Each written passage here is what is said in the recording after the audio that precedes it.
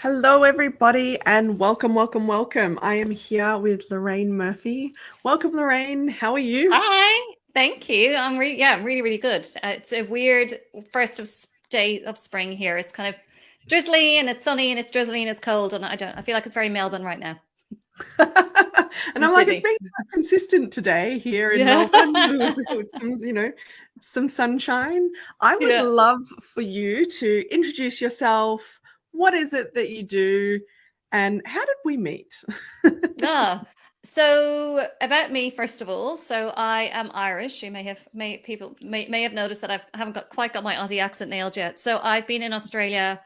It's almost 14 years now, and my background was in public relations, so I got to kind of account director level in PR, and then decided that I wanted to start my own business, but I didn't really know what that business would be.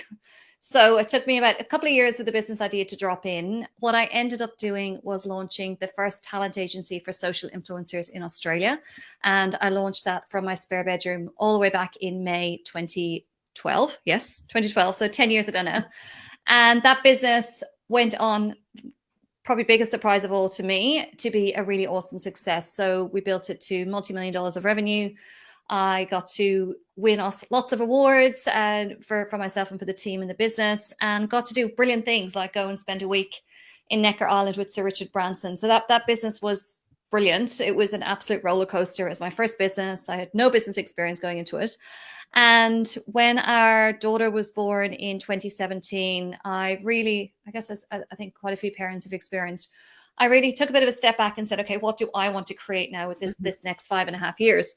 And what I decided to do was to sell that business to my business partner at the time, and instead to create a second business, which was focused on what I call my soul on fire work. So writing my books, I've published 4 books now, uh, mentoring, speaking, really coaching others on how to go upon this entrepreneurship journey. So that's what I've been doing for 4.5 years now. So my business is called Remarkability, and within that, I do mentoring, I do speaking, and I've also got a program called the Bold Darling Program, which is where I mentor female entrepreneurs and help them create brilliant and successful businesses, but also without sacrificing themselves in the process, which is no easy thing to do, as I've That experienced is myself.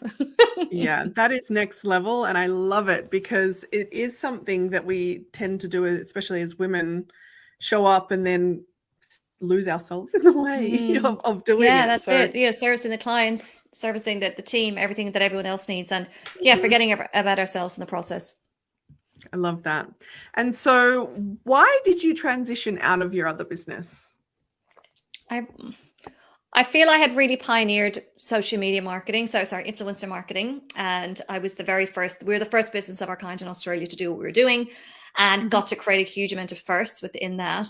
And I was super passionate about influencer marketing. I would talk about it all day long for many years.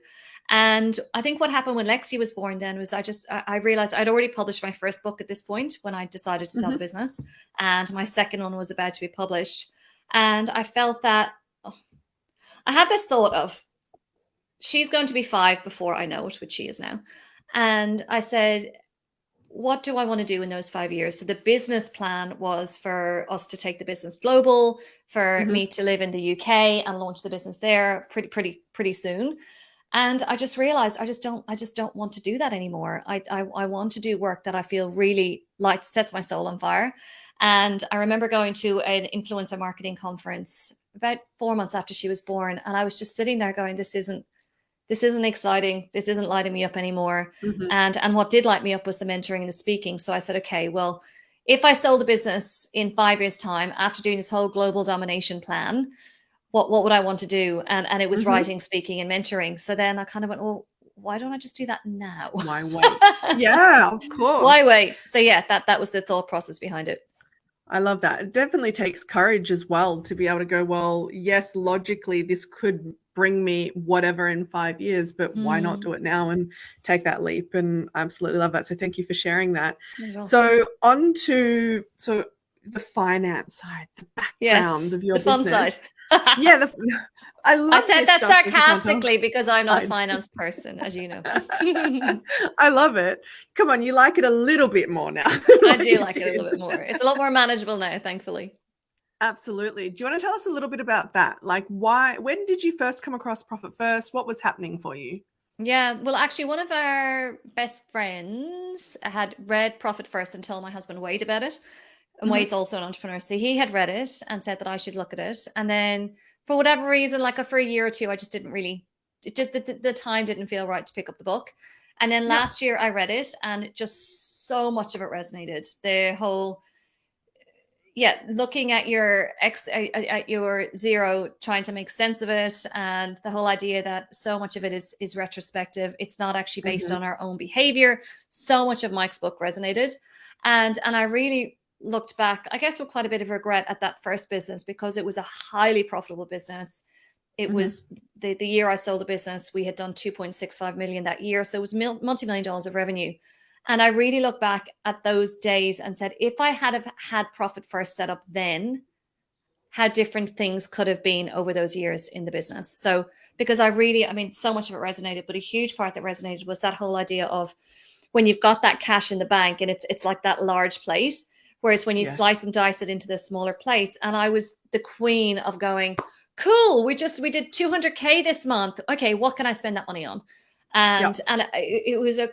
it was quite confronting, I have to say, reading the book and going, oh my god, that's what I was doing.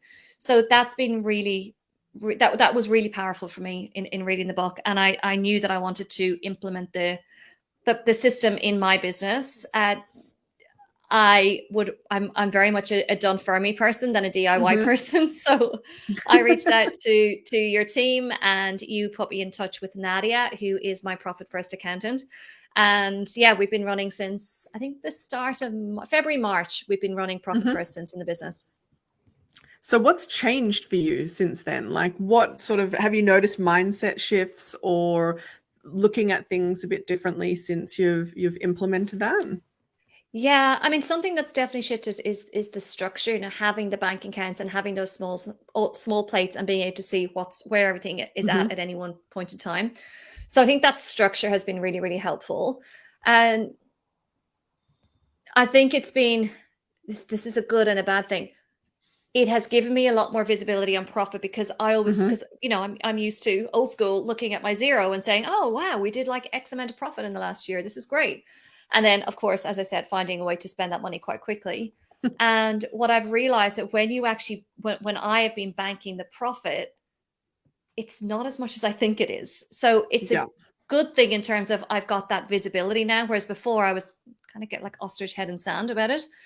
But Hmm. it's really made me realize that I need to work the business really hard in order to start to unlock more of that profit. And yeah, full transparency, I feel like I'm only getting to that point now because it's been quite a high growth year. I've invested a lot in the Hmm. business in terms of launching Bold Darling, branding. It's been quite an expensive year. So I really think now, really from this month, I've also onboarded a couple of new team members. So I think from this month now, it's like, okay, now we've got the system working, the allocations are working, that the transfers, it's all the bank accounts are set up, which was a really big procrastination part for me.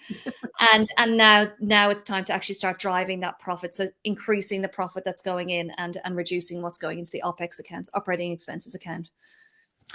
I love that. One of the biggest things, the myths that I hear all the time is you can't grow and have Profit First implemented.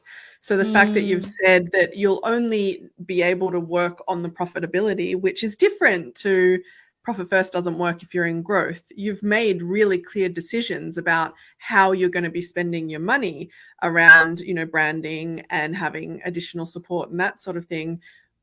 Did it make it clearer as to how much more money you were spending on those areas that otherwise may have gone sort of free reign? yeah.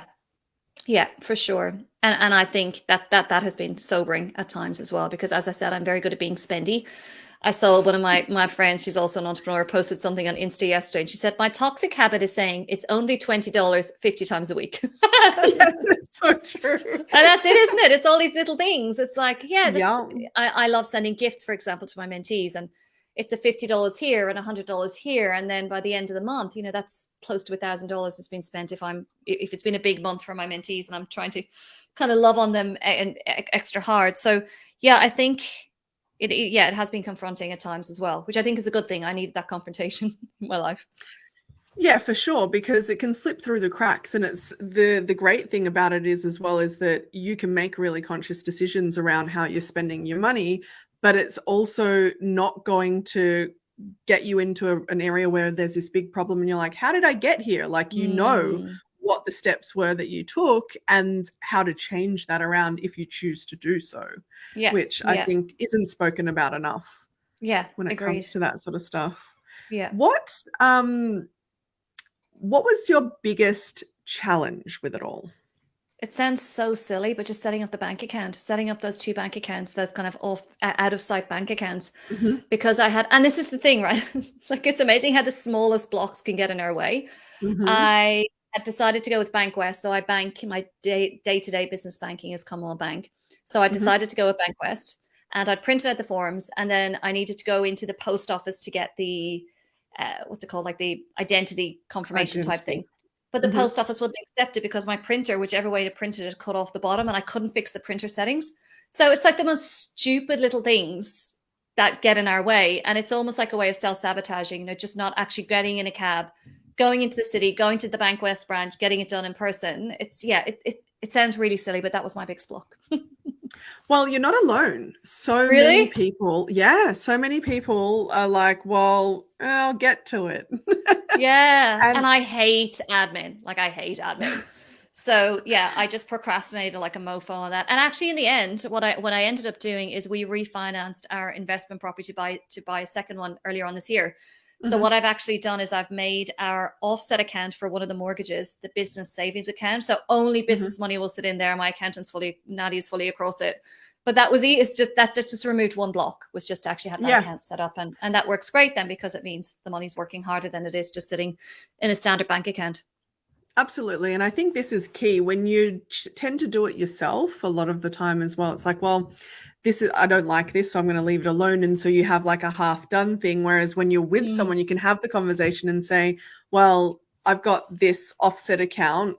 Yeah. How can I make this possible? And for a person to be like, this is fine as long as X, Y, Z. And I think that's the power of often having that advisor or that person to check in with and, ensure that happens. Yeah, so true. I mean, I was never going to go and do the phone calls and whatever I needed to do in order to find out if that was okay to do that. Whereas just having one person who has the answers, who's the oracle, is very helpful. I love that, the oracle. Yeah. I don't know. And Nadia will probably be like, I'm not an oracle. Yeah, she would be. An expert in what it is that she does. So why do you think it was those 2 accounts, though, that were the things that you're just like, did you see a point in them? Oh yeah, 100% saw the point. It was just such a pain in the ass to go and get my identity docs. And yeah. And as I said, self-sabotage, 100% self-sabotage. Yeah, no, I love that, because other people have said the exact same thing around the second bank, those 2 bank accounts. And that's generally because they're like, well, I don't really need them. Whereas once they start using it and you start to see that accumulation, it actually... It's so good. And just not having that easy access, even personally, my husband kind of manages our personal bank account, and he has set up a direct debit that our savings go out every 2 weeks now, instead of us just sitting there and going, oh, we'll save whatever's left over at the end of the month. And it's amazing. We're saving and we're feeling the pinch. Like, we can see where we were overspending because we feel the pinch. We pay it ourselves fortnightly, and our whole cycle's built fortnightly personally. So yeah, it works. And that's almost like taking a leaf out of the Profit First book, but at home. I love it. And that's the thing, is you can actually have it in your personal and your business, as long as whatever it is that you're concentrating on is your focus, the first thing. Yes. So if it's profit in business or savings in personal, it's that principle that really makes a difference.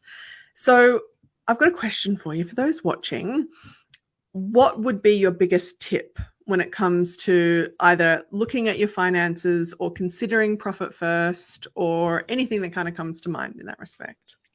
I think it's just implementing profit first as soon as you can. I mean, I really wish that, 10 years ago, can you imagine if I had done this 10 years ago? Like, just the visibility and just that constant profitability, even though the business, again, similar to what has happened with me this year, was in fast growth for a lot of those 5.5 years that I owned it. I think, yeah, just getting it implemented. And I write about in my second book, which is called Get Remarkably Organized.